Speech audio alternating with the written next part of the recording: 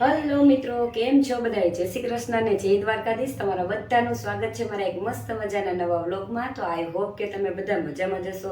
તો મિત્રો, આજે આપણે છે ને સાંજ માટે એકદમ ઝટપટ એટલે ફટોફટ તૈયાર થઈ જાય ને એ રીતના છે આપણે આજે રેસીપી બનાવવાના છીએ.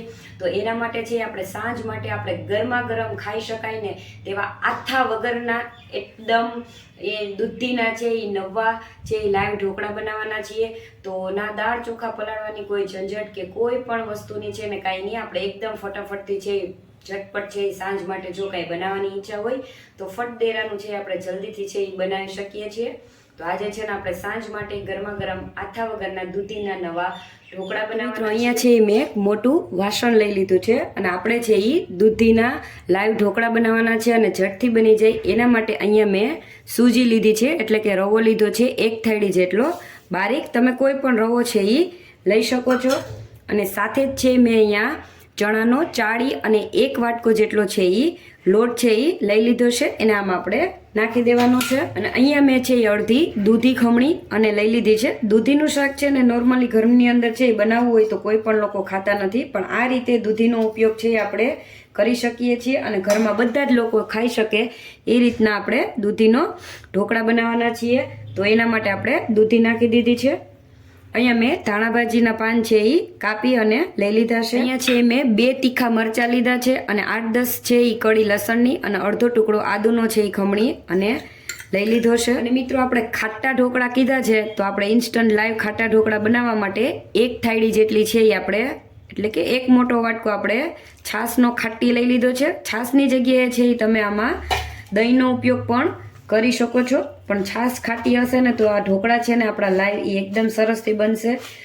આપણે છે 1 જ વાટકો છે આમાં છાશ નાખેલી છે એ એટલા માટે કારણ કે દૂધી છે એનું પાણી છે એ છોડશે અને રવો છે એ છાશનું અને પાણી દૂધીમાંથી જે પાણી નીકળશે એનું એબ્ઝોર્બ પણ છે એ કરશે. તો આ બધી વસ્તુને છે એ આપણે મિક્સ કરવાની છે. તો મને એવું લાગે છે કે થોડીક આપણે ખાટી છાશ છે આમાં થોડીક ઉમેરશું, એટલે અડધા વાટકાથી પણ ઓછી છે મેં છાશ આમાં ઉમેરી છે. આ બધી વસ્તુને છે આપણે સારી રીતના છે એ મિક્સ છે એ કરી લેવાની છે. તો તમે જોઈ શકો છો મિત્રો, આ બધી વસ્તુને છે એકદમ સારી રીતના આપણે મિક્સ છે એ કરી લીધી છે. તો હવે મિત્રો છે આપણે આમાં અડધી ચમચી જેટલી છે એ હળદર નાખીશું ને 1 મોટી ચમચી છે એ મેં અહીંયા નમક લીધું છે. નમક છે એ તમે સ્વાદ અનુસાર લઈ શકો છો અને થોડીક ઉપર 1 ચમચી જેટલી નમક છે એ લીધેલું છે. અહીંયા 1 ચમચી જેટલી છે આપણે હિંગ નાખીશું અને આ બધી વસ્તુને છે એ સારી રીતના મિક્સ છે એ કરી લેશું. તો આપણે હળદર અને નમક નાખી અને બધી વસ્તુ છે એ સારી રીતના મિક્સ છે એ કરી લીધું છે. હવે અહીંયા હું 1 પાવડું જેટલું છે એ તેલ નાખીશ, જેનાથી આપણા દૂધીના ઢોકળા છે એ એકદમ સરસથી છે એ પોચા બનશે અને એકદમ છે એ સોફ્ટ બનશે. હવે આમાં તેલ છે એને આપણે મિક્સ કરી અને આપણે છે આને રેસ્ટ કરવા મૂકી દેવાનું છે.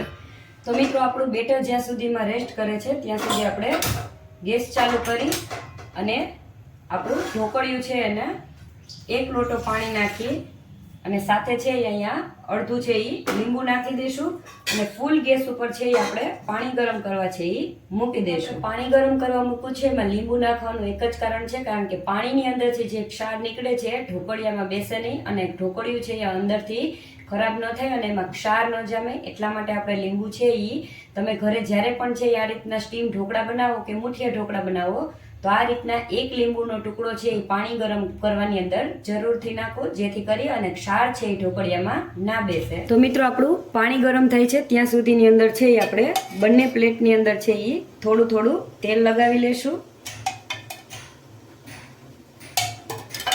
અને આ રીતના છે એ હાથ વડે છે એમાં લગાવી દેશું.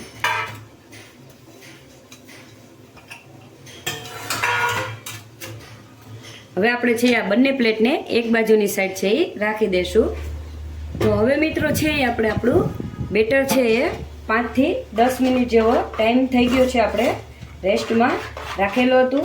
તો મિત્રો, ખાસ એક વાતનું ખાસ ધ્યાન રાખજો કે જ્યારે તમે સ્ટીમ લાઈવ ઢોકળા છે એ ખાવા માટે બનાવતા હોય ત્યારે જ એની અંદર છે એ 1 ઈનોનું પેકેટ છે એ આ રીતના નાખી દેવાનું છે અને ઈનોને એક્ટિવ કરવા માટે તમે અડધા લીંબુનો રસ છે આ રીતના એમાં નાખી અને જો લીંબુ ન હોય તો તમે પાણી પણ આ રીતના નાખી શકો છો અને આને સારી રીતના મિક્સ છે એ કરી લેવાનું છે. હવે છે એ આપણે સારી રીતના ઈનો નાખી અને બેટરને છે એ મિક્સ છે એ કરી લીધું છે.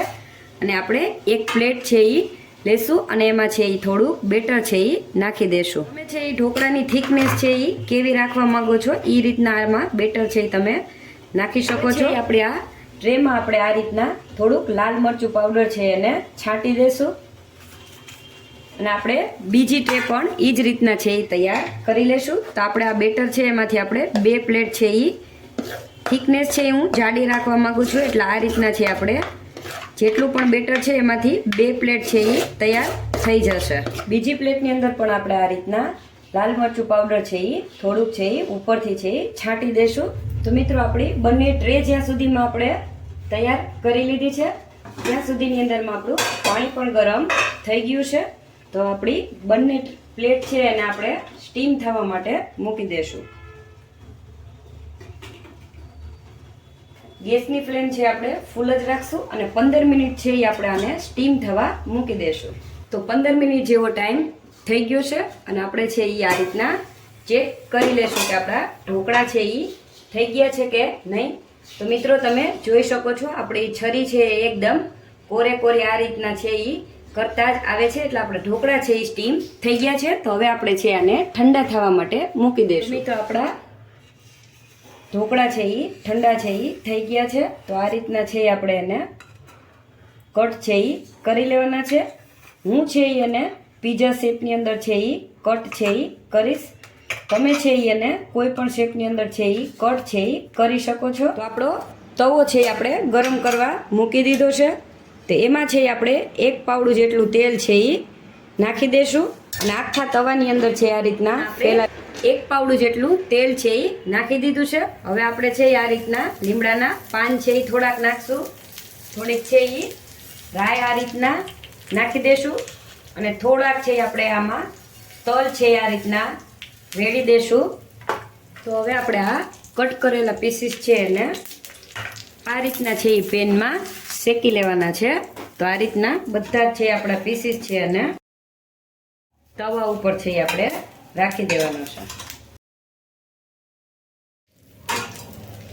હવે આપણા પીસીસ છે અને આપણે બંને બાજુની સાઈડ છે એ શેકી લેવાના છે અને ફેરવતા રહેવાના છે. અને સારી રીતના ગેસની ફ્લેમ છે આપણે ફૂલ જ રાખશું. આપણે એકસાથે એને હાથ વડે ફેરવતા રહેશું જેથી કરી અને બધી જ બાજુની સાઈડ છે એ સરસથી શેકાઈ જાય. તો 2 મિનિટ સુધી આપણે છે આને તવા ઉપર આ રીતના છે આપણા ઢોકળાના પીસીસ છે એને શેકવાના છે. પીસીસ છે એને આ રીતના ફેરવશું તો તમે જોઈ શકો છો કેટલા સરસ રીતે છે આપણા ઢોકળા છે એ શેકાય છે અને એનો દેખાવ પણ છે એકદમ સરસ રીતે આવે છે. તો તમે જોઈ શકો છો. તમે પણ મિત્રો ઘરે છે ને આ જ રીતના છે એ ઢોકળા છે એને બનાવી અને નોનસ્ટિક તવા ઉપર શેકજો. એનો સ્વાદ છે એકદમ બહુ જ ખાવાની મજા આવે છે. તો તમે જોઈ શકો છો મિત્રો પાછળની સાઈડથી એકદમ સરસના આપણા ઢોકળા છે એને નોનસ્ટિક તવા ઉપર શેકાતા કેટલા સરસના લાગે છે. તો બંને બાજુની સાઈડ છે એ આપણે આ રીતના છે એ શેકી લેવાની છે. તો હવે આપણે આગળ ઢોકળાને છે એ સીધી બાજુની સાઈડ છે એ જોશું તો એકદમ સરસથી જો મિત્રો તમે જોઈ શકો છો કે આગળની સાઈડથી પણ સરસ રીતે શેકાઈ ગયા છે અને એકદમ સરસ રીતે સરસ છે એ દેખાય પણ છે. જોઈ શકો છો આગળની સાઈડથી પણ આપણે સરસથી આપણા ઢોકળા છે એને શેકી લીધા છે. તો હવે ગેસની ફ્લેમ છે આપણે બંધ કરી દેશું. એકદમ સરસ ગરમા ગરમ છે એ દૂધીના લાઈવ ઢોકળા છે એ બનીને તૈયાર છે. તો આપણે છે એને સર્વ કરીશું. તો મિત્રો આપણા ઇન્સ્ટન્ટ છે એ દૂધીના લાઈવ ઢોકળા છે એ સર્વ કરવા માટે તૈયાર છે. તો તમે જોઈ શકો છો. એકદમ સોફ્ટ અને એકદમ પોચા છે એ આપણા દૂધીના લાઈવ છે એ ઢોકળા બની અને તૈયાર છે એ થઈ ગયા છે. તો આપણે છે એ મિત્રો એને માંડવીના તેલ સાથે છે એ સર્વ કરીશું. તમે છે એને કોઈ પણ ચટણી સાથે છે એ તમને મનગમતી ચટણી સાથે છે એ સર્વ કરી શકો છો. અને મિત્રો એકવાર તમે આ દૂધીના છે એ ઢોકળા ખાશો નવા તો તમે છે એ હાંડવો અને ખટ્ટા ઢોકળા ખાવાનું પણ ભૂલી જશો. તો તમે જોઈ શકો છો એકદમ સરસ રીતે છે એ આપણા દૂધીના નવી જ રીતના ઢોકળા છે એ બની અને તૈયાર છે. તો મિત્રો આપણે સાંજ માટે ગરમા ગરમ દૂધીના છે એ આથા વગરના લાઈવ નવા ઢોકળા છે એ બનાવી અને તૈયાર કરી લીધા છે. તો મિત્રો વિડીયો પસંદ આવે તો વિડીયોને લાઈક કરજો, શેર કરજો અને ચેનલ પર નવા હો તો ચેનલને સબસ્ક્રાઈબ કરજો. મળશું પાછા એક મસ્ત મજાના નવા વિડીયો અને નવા રેસીપી સાથે. ત્યાં સુધી બધાને જય શ્રી કૃષ્ણ અને જય દ્વારકાધીશ. અને તમને બધાને છે મારી આ નવી રીતના છે એ દૂધીના છે એ લાઈવ ઢોકળા છે એ કેવા લાગ્યા એ કમેન્ટમાં જરૂરથી જણાવજો.